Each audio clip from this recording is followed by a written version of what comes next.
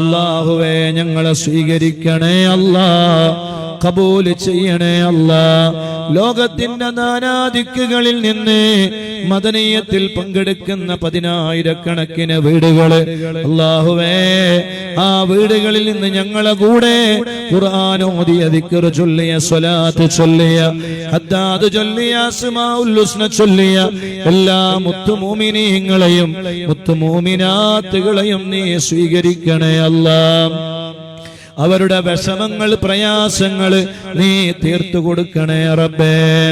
അവരിൽ നിന്ന് മരിച്ചുപോയവരുടെ ഖബർ അല്ലാഹുവേ നീ സ്വർഗത്തിന്റെ വീടാക്കണേ അല്ലാ.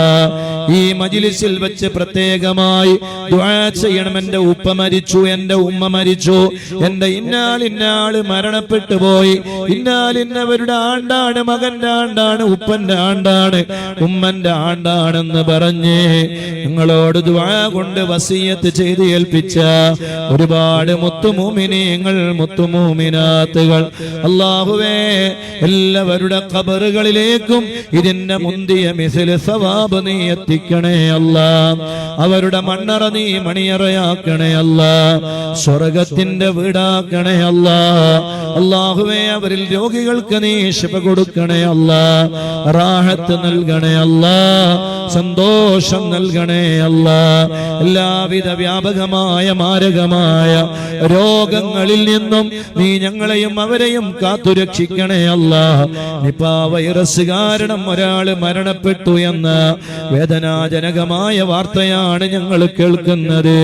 അല്ലാഹുവേ, ഞങ്ങൾക്ക് നീ കാവലാകണേ അല്ലാ, ഞങ്ങളെ നാടുകളെ നീ കാക്കണേ അല്ലാ, എല്ലാ ദുരന്തങ്ങളിൽ നിന്നും നീ കാക്കണേ റബ്ബേ. അല്ലാഹുവേ, ഞങ്ങളെ പ്രതിസന്ധികളിൽ നിന്ന് കാക്കണേ അല്ലാ. ഹജ്ജിന് വേണ്ടി നിയ്യത്ത് ചെയ്തവർക്ക് മുഴുവനും നല്ല റാഹത്തോടെ ആ മണ്ണിലെത്താനുള്ള തൗഫീഖ് നൽകണേ അല്ലാ.